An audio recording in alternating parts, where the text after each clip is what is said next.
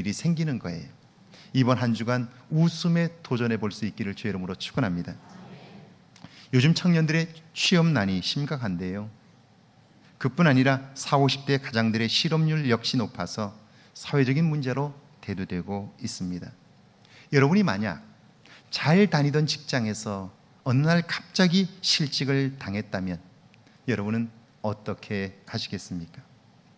미국의 애리조나주 피닉스에 사는 30세의 가장 패트릭 호아 그랜트 씨는요, 갑자기 회사에서 쫓겨났어요. 벌어놓은 돈이 있는 것도 아니고 아이도 아직 어립니다. 아내가 일을 하지만 그 돈으로는 식구들이 먹고 살기 어려워요. 그는 취직을 위해 백방으로 뛰었지만 받아주는 곳이 없습니다.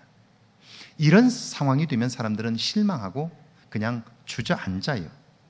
그런데 패트릭은 아닙니다. 그는 취업이 어렵게 된 사실을 알게 되자 자신의 이력서를 200통이나 복사를 했어요. 그리고는 취업을 원한다는 피켓을 만들어 도로로 나갔어요. 지나가는 차들에게 이 피켓을 높이 들었습니다. 일자리를 찾습니다. 이력서를 가져가세요. 40도가 넘고요. 아스팔트의 열기는 대단해요. 그런데도 땀을 뻘뻘 흘리면서 그 일을 하는 거예요. 여러분, 그를 이렇게까지 할 수 있게 하는 힘이 도대체 뭘까요? 진심은 통한다죠. 차를 타고 가던 멜리사 디지안 필리포가 감동을 받았습니다. 이분입니다. 그녀는 마케팅 회사의 대표예요. 패트릭에게 일자리를 주고 싶은데 그는 지게차 운전을 했어요. 그러니까 이 마케팅 회사에는 그에게 일자리를 줄 만한 게 없는 거예요. 자, 일자리는 없어도 그래도 그를 도와줄 수는 있잖아요. 그래서 그는요, 이런 사람이라면 어디에 가서도 잘할 수 있겠다, 그런 믿음이 있으니까요, 도로에서 비지땀을 흘리며 일자리를 구하고 있는 그의 모습을 사진으로 찍었습니다. 그의 이력서와 함께 SNS에 직업을 구한다고 해서 올렸습니다. 여러분, 어떻게 되었을까요? 다음 날 이 두 사람은 깜짝 놀랐어요. 패트릭의 사연을 접한 각종 회사에서는요, 일자리 제안이 쏟아졌습니다. 응원과 격려의 메시지도 수천 개가 달렸습니다. 그러니까 우리 회사에 와달라고 하는 제안이 수백 개가 들어온 거예요. 결국 패트릭은 그 중에서 자신의 경력을 살려서 콘크리트 회사에 취업을 했습니다. 그리고 이런 행운을 자신에게 가져다 준 멜리사에게 감사의 인사를 전했어요. 그 인사를 받은 멜리사가 말합니다. 좋은 일자리를 얻었으면 좋겠다는 바람이 있었지만 이렇게까지 반응이 뜨거울 줄은 몰랐다는 거예요. 여러분, 패트릭은 힘들고 어려운 상황에서도 실망하지 않았어요. 이력서를 들고 도로로 나갔습니다. 그렇게까지 할 수 있었던 힘이 도대체 무엇이었을까요? 멜리사도 그냥 지나치면 그만이에요. 그런데 그의 모습을 보고 차를 세웠어요. 사진을 찍고 그의 사연을 SNS에 올렸어요. 그녀를 그렇게 하게 한 힘이 무엇이었을까요? 저를 한번 따라해 보실까요? 믿음입니다. 믿음입니다. 반드시 이 일에 열매가 있을 것이라고 하는 믿음이 그로 하여금 실망할 만한 상황에서도 도로로 나가게 한 거예요. 믿음이죠. 저런 사람이라면 누구에게도 추천해도 좋겠다는 믿음, 그 믿음이 결국 이런 감동적인 사건을 만들게 된 거예요. 그러니까 살아가는 동안 우리가 누군가에게 이런 믿음을 주고 있느냐 생각해 볼 필요가 있는 거죠. 과연 나는 교회 안에서, 나는 가정에서, 나의 일터에서 누군가에게 이런 믿음을 주고 살아가고 있느냐 하는 거예요. 그렇습니다. 믿음은 우리의 삶의 능력으로 나타나요. 그래서 힘들고 어려운 환경 속에서도 가장 아름다운 추억을 만들어내는 거예요. 생각지도 못한 열매를 맺어 향기나는 삶을 살게 하는 거죠. 우리는 지난 주간에 하나님이 하시는 일 중에 우리가 이해하기 어려운 일이 있다는 걸 배웠어요. 사실 하나님을 믿지 않는 사람들이 가장 많이 제기하는 문제이지요. 하나님이 계시다면 어떻게 악한 자들이 저렇게 잘 될 수가 있느냐 하는 거예요. 하나님은 악을 미워하고 선한 사람들을 기뻐하시니까 악한 자들을 심판해야 하는 게 아니냐는 거예요.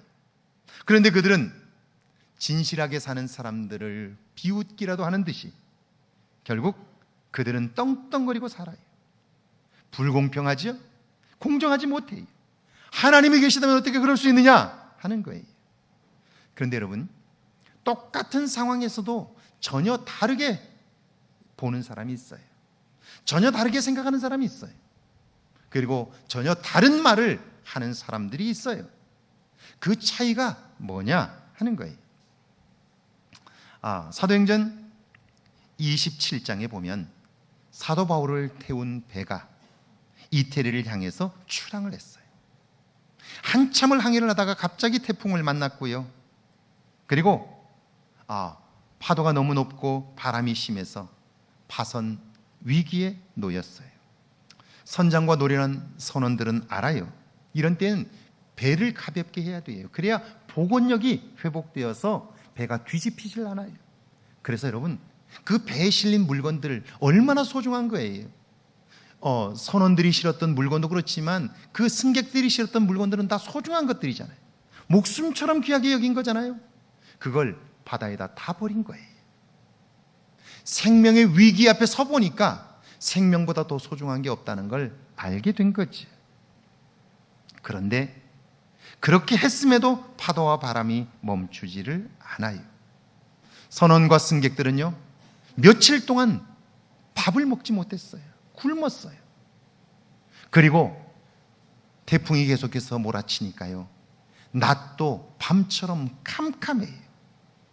이게 계속되니까 언제 끝날지를 모르니까요, 그 배에 타고 있는 사람들은 모두 다 성경의 말씀처럼 살아날 소망이 끊어졌어요. 내일이 불안한 거예요. 살아난다는 보장이 없는 거예요. 그러니까 두려운 거죠. 이건 구체적인 사실이에요. 누구도 부인할 수 없는 현실이에요. 그러니까 그 배에 탄 사람들은 모두 다 두려움과 좌절과 절망 가운데 빠져 있는 거예요. 그런데 그 배에 있는 단 한 사람, 사도 바울은 그런 상황에서도 놀라운 말을 합니다. 그는 말하기를, 너희는 안심하라. 너희 중 누구도 생명의 손상을 받지 않을 것이다 그래요. 여러분, 지금 배가 뒤집힐 위기예요. 그런데 안심하라고요? 생명에는 손상이 없다고요? 무슨 근거로? 무슨 근거로 당신은 그렇게 얘기하냐고 물으면 할 말은 없을 거예요. 상황 파악을 못하는 것 같아요. 정신 나간 사람처럼 보여요. 그런데 아니에요. 그가 그렇게 말하는 것은 그 배에 타고 있었던 사람들과 보는 것이 다르기 때문이에요. 듣는 것이 다르기 때문이에요. 당연히 생각하고 말하는 것도 다른 거예요. 그는 말합니다. 어젯밤 내가 믿는 하나님께서 내게 말씀하셨습니다. 내가 너를 로마의 황제 앞에 세울 것이니 두려워하지 말라. 그 일을 위하여 너뿐 아니라 이 배에 타고 있는 모든 사람들의 생명을 내가 보존할 것이다. 그렇게 말씀하세요. 그 음성을 그가 들은 거예요. 그러면서 사도 바울은 놀라운 고백을 합니다. 여러분이요, 안심하십시오. 나는 내게 말씀하신 그대로 행하시는 하나님을 믿습니다. 그래요. 여러분, 그 배에 탔던 사람들이 무슨 근거로 그렇게 말하느냐고, 근거를 대보라고 말할 수는 있어요. 그런데 그렇게 말하는 그 사람이 단 한 번이라도 절망적인 상황에서 소망의 말을 할 수 있느냐 하는 거예요. 오늘 우리가 예수를 구원자로 믿고 하나님을 전능하신 분으로 믿고 있어요. 그분을 나의 아버지라고 고백하고 있어요. 그러면 모든 사람들이 다 어렵다고 말하는 그때에도 나는 그 하나님으로 인하여 소망의 말을 할 수 있느냐 생각해 봐야죠. 내가 신앙생활을 얼마나 오래 했느냐, 네 직분이 뭐냐, 그게 아니라 과연 내가 하나님을 믿는다면 그 믿음으로 인하여 다른 사람들이 보지 못하는 것을 보고 다른 사람들이 말할 수 없는 말을 할 수 있느냐 하는 거예요. 보는 것이 다르지 않으면 결코 말하는 것이 달라질 수 없는 거죠. 믿음의 눈으로 보고 믿음의 눈으로 본 것을 말할 수 있느냐 하는 거예요. 절망적인 상황에서 탄식하고 좌절하고 절망하는 것은 누구나 할 수 있어요. 믿음이 없어도 할 수 있어요. 그러나 그때에도 소망의 말을 하며 그때에도 위로의 말을 할 수 있는 것은 믿음이 아니면 불가능한 거죠. 믿음으로 보는 세상이 다르지 않고는 결코 불가능한 것이죠. 여러분, 그 배에 타고 있었던 사람들과 사도 바울의 차이가 무엇입니까? 그들이 서 있는 자리는 같아요. 상황도 똑같아요. 그러나 그 문제를 보는 차원이 다른 거예요. 악한 자들의 성공, 내 입장에서 보면 시험에 들 수밖에 없어요. 그들이 좋아 보여요. 부럽게 보여요. 그러니까 그 눈으로 하나님을 보면 불공평한 거예요. 그런데 여러분, 우리가 악한 자들의 성공을 보면서 그들을 부러워하는데요, 그렇다면 우리가 그들의 삶을 다 알고 있나요? 우리가 생각하는 것처럼 그들은 정말 우리의 부러움을 받을 만한 삶을 살고 있나요? 단언컨대 그렇지 않아요. 제가 가끔 결혼식 때 신랑 신부들에게 들려주는 이야기입니다. 한 수도사가 동네 입구 나무 아래에 잠을 청했습니다. 그런데 동네 사람 하나가 급히 달려와서 잠든 수도사님을 깨워요. 수사님, 참 놀랍습니다.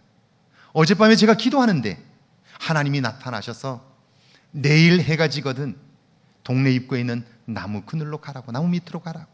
가면 한 사람이 잠들어 있을 텐데 그를 깨워 보물을 달라고 하라고. 그러면 내게 보물을 줄 거라고 이야기를 하셨다는 거예요. 반신반의하면서 하루 종일 기다렸고 해가 지자마자 달려왔는데 수도사님이 여기 계셨다고 그러면서 제게 보물을 달라고 그래요. 수사님이 그 얘기를 다 듣고 나서 내가 오다가 금덩어리 하나를 주었는데 이게 혹시 당신에게 보물이 될지 모르겠다고 그 보따리에서 금덩어리를 꺼내 그 사람에게 주었어요. 커다란 거예요. 그가 그걸 받고 너무너무 기뻐해요. 이거면 집을 살 수 있어요. 땅을 살 수 있어요. 내가 원하는 걸 다 할 수 있는 거예요. 너무 기뻐서 그걸 들고 집으로 돌아왔어요. 그리고는요, 이걸 빨리 팔아서 뭘 할까 생각만 해도 너무 좋은 거예요. 그런데요, 갑자기 두려운 마음이 들었어요.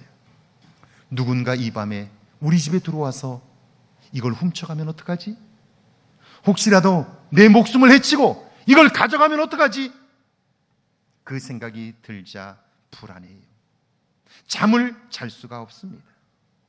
결국요, 그는 바스락 소리에도 놀랐고요, 바람이 부는 소리에도요 화들짝 놀랐게 했어요. 밤새 한잠을 자지 못했어요. 동리 트자 그는 다시 그 수도사님에게로 갑니다. 가서는 말해요. 수도사님, 가지고 갈 때는 몰랐는데 가지고 가서 보니까 금덩어리는 제게 보물이 아니었습니다. 하나님이 제게 주고 싶어하는 보물은 금덩어리가 아니라 금덩어리를 아무렇지 않게 내어놓을 수 있는 수도사님의 마음입니다. 그래요. 보물로 볼 줄 아는 눈이 필요하다는 것이죠. 그렇습니다. 금덩어리를 가진 것만 보면 그는 횡재한 거예요. 그런 그를 보는 사람들의 마음은 어떨까요? 내게 없기 때문에 그 사람이 부러운 거예요. 그런데 여러분, 그걸 부러워하는 사람들이 알지 못하고 보지 못하는 게 있어요. 그게 뭐예요? 그는 그것을 가지고 나서 괴로워서 한잠도 자지 못했어요. 그를 부러워하는 사람은 그걸 보지 못하는 거예요.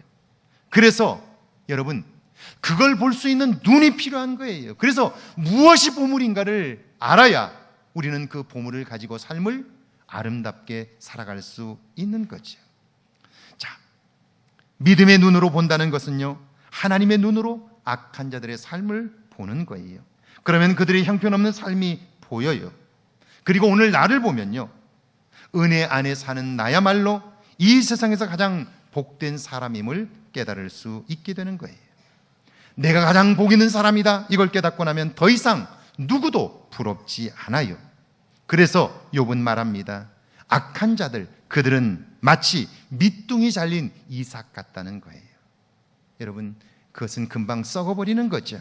오늘 구약의 본문을 한번 보실까요? 욥기 24장 13절입니다. 13절 말씀 함께 읽습니다. 또 광명을 배반하는 사람들은 이러하니 그들은 그 도리를 알지 못하며 그 길에 머물지 아니하는 자라.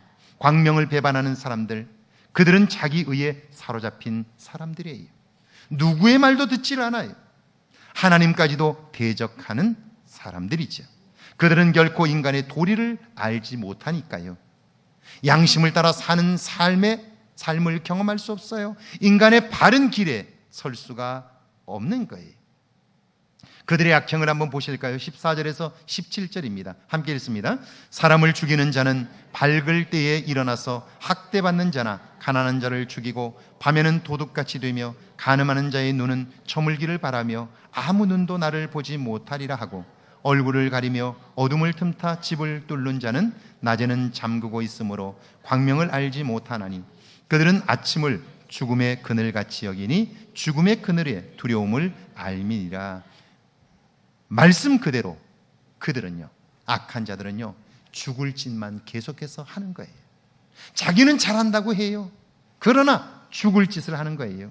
이런 자들의 결말이 어떨까요? 18절에서 20절입니다. 같이 한번 읽습니다. 18절부터입니다. 그들은 물 위에 빨리 흘러가고 그들의 소유는 세상에서 저주를 받나니 그들이 다시는 포도원 길로 다니지 못할 것이라. 가뭄과 더위가 눈 녹은 물을 곧 빼앗나니 수월이 범죄자에게도 그와 같이 하느니라. 모태가 그를 잊어버리고 구더기가 그를 달게 먹을 것이라. 그는 다시 기억되지 않을 것이니 부리가 나무처럼 꺾이리라. 그들은 흔적 없이 사라질 거예요. 그들의 소유도 저주를 받아 걱정거리가 될 뿐이에요. 게다가 삶은 온통 엉망이 되어 꺾인 나무꼴이 되고 마는 거예요. 그런데 여러분, 그 일이 있기까지 그 사람들을 보는 사람들의 눈은 어떤 줄 아세요? 그렇게 될 그 사람을 보는 주변의 사람들은 어떤 줄 아세요? 22절과 23절입니다. 같이 읽습니다. 그러나 하나님이 그의 능력으로 강포한 자들을 끌어내시나니 일어나는 자는 있어도 살아남을 확신은 없으리라. 하나님은 그에게 평안을 주시며 지탱해 주시나 그들의 길을 살피시도다.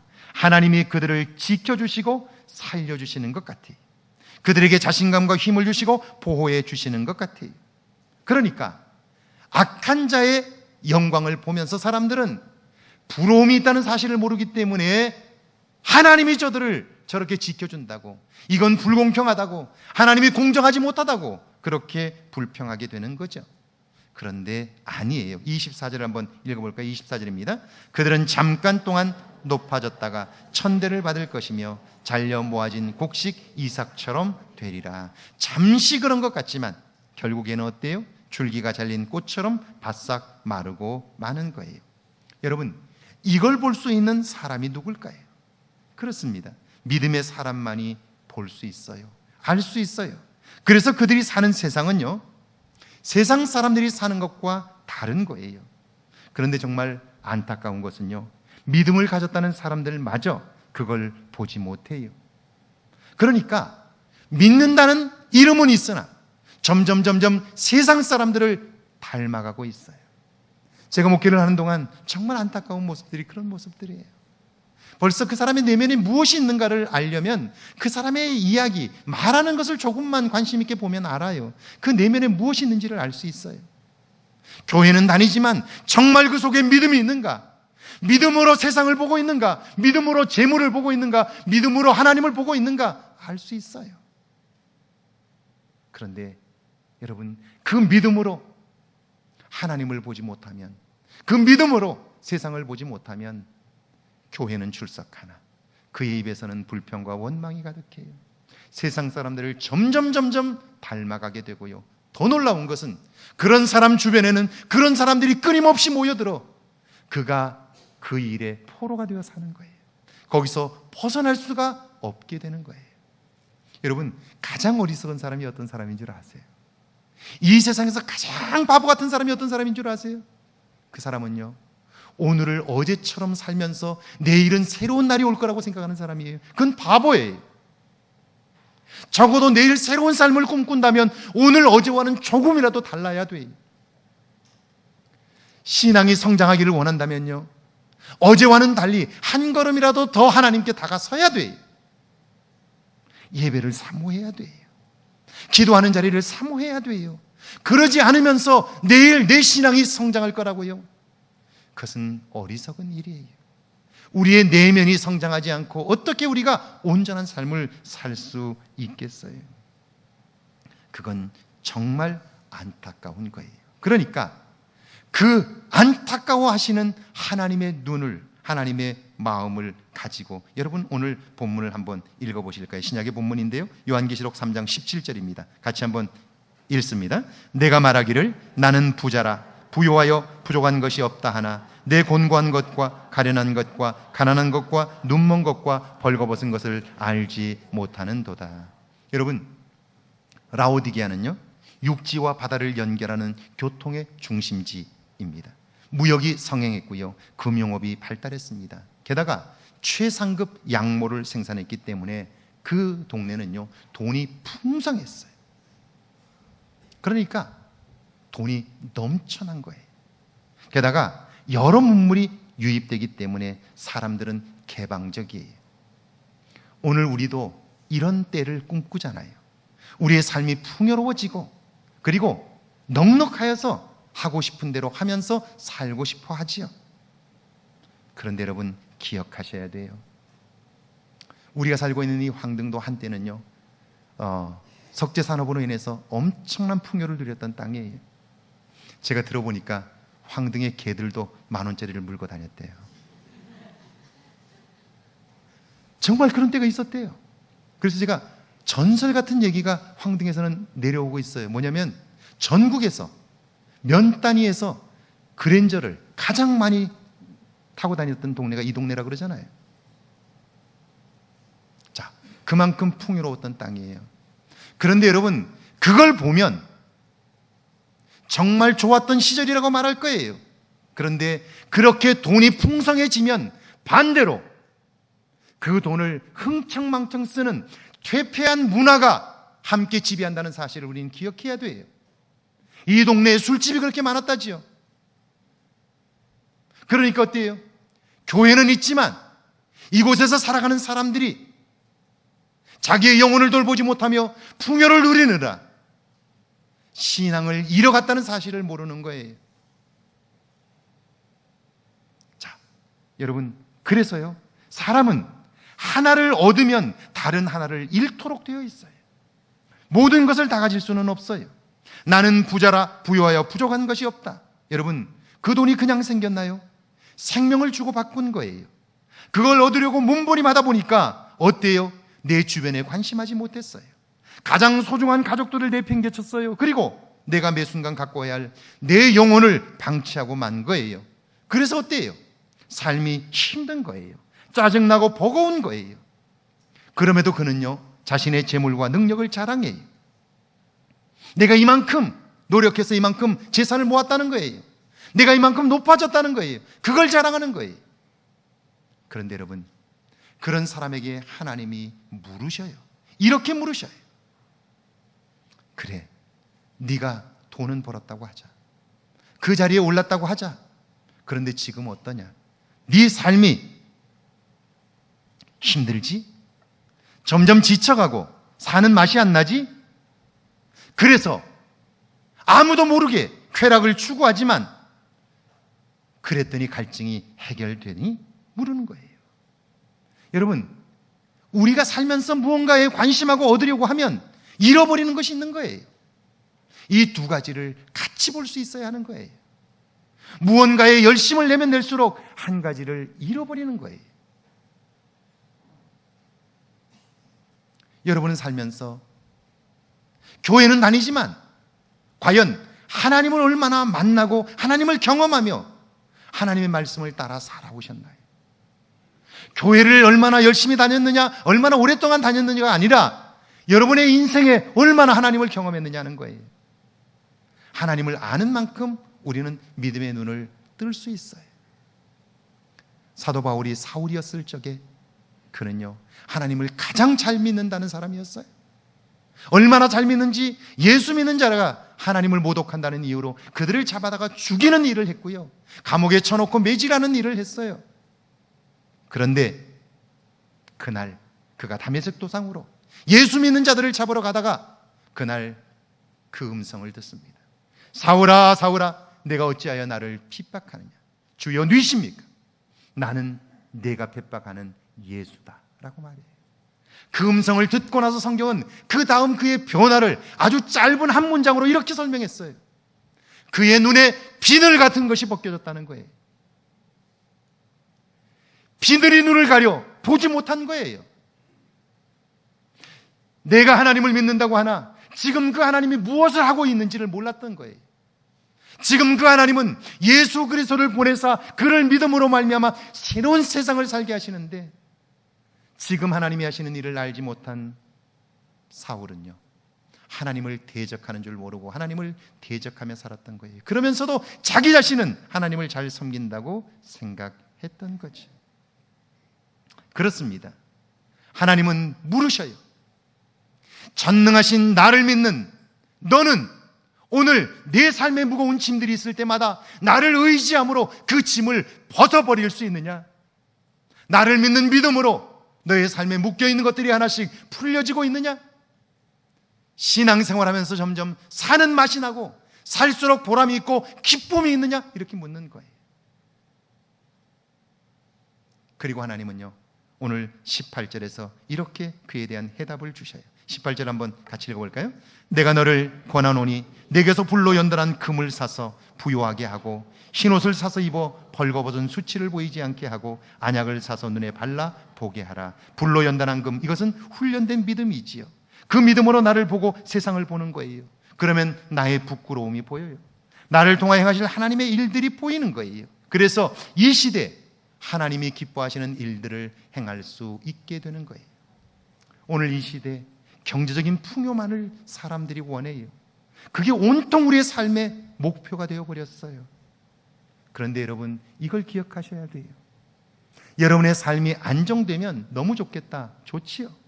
그런데 안정되면 잃어버리는 것이 있어요. 만약 여러분이 은퇴를 하고 나면 매년 국가에서 1,000만 원 정도를 준다면 매월 1인당, 여러분 너무 좋겠죠. 그런데 이미 세계에는요, 그 일을 경험한 사람들이 있어요. 스웨덴, 노르웨이, 덴마크 같은 나라들이죠. 스위스 같은 나라들이죠. 그 나라는 요람에서 무덤까지 국민을 책임지고 있어요. 그런데 여러분, 그걸 누리는 그 사람들의 삶은 그러면 너무너무 행복해서 사는 맛이 난다, 기뻐 뛰며 노래를 불러야 될 거 아니에요? 그런데 그 나라의 자살률이 가장 높다는 사실은 무엇을 말하고 있을까요? 경제적 풍요는 필요하지만, 그러나 그것은 우리에게 삶의 활력을 가져다 주지 못해요. 보람과 기쁨을 가져다 주지 못해요. 아침에 일어나 무언가 할 수 있는 것이 여러분 은혜인 것이죠. 기쁨인 거예요. 안정도 중요하지만 오늘 내가 무언가 살아야 할 이유를 발견하고 보람이 없다면 여러분, 안정적인 삶은 우리의 삶을 파괴하는 것이 되고 마는 거예요. 오늘 하나님은 우리 한 사람 한 사람을 이 땅에 보내시면서 우리를 향한 계획들을 갖고 계세요.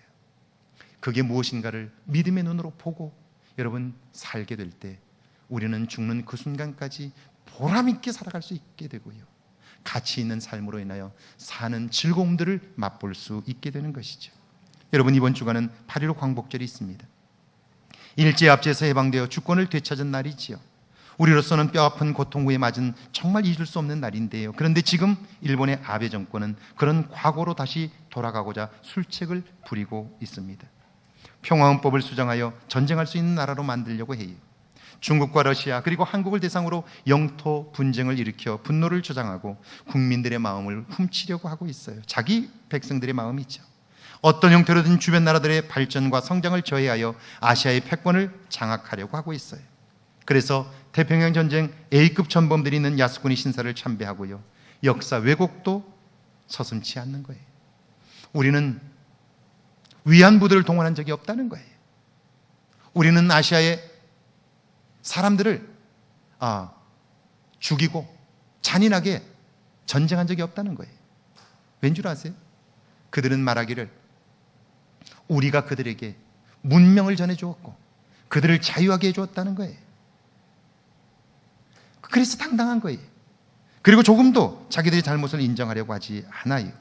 그런데 여러분, 이런 아베 총리의 일련의 모습들은요, 유치한 행동이에요. 어린아이의 모습이에요. 그걸 자기 자신만 알지 못하고 있어요. 어른된 우리가 눈을 부릅뜨고 마음을 같이하여 지켜만 보고 있어도 그들은 한 걸음도 나아가질 못해요. 왠 줄 아세요? 다른 사람들은 다 아는데 그들만 자신들의 벌거벗은 수치를 알지 못하기 때문이에요. 믿음의 눈을 회복하십시오. 그리고 믿음의 사람만이 볼 수 있는 세상을 보십시오. 보고 알게 된 것을 선포하십시오. 여러분이 믿음의 눈으로 세상을 보게 된다면 어떤 자리에서도 믿음의 말을 할 수 있습니다. 그리고 누군가를 위로하고 격려할 수 있고요. 그런 여러분을 하나님은 마음껏 사용하게 될 거예요. 하나님이 여러분과 함께 하십니다. 우리 찬양하고 기도합니다.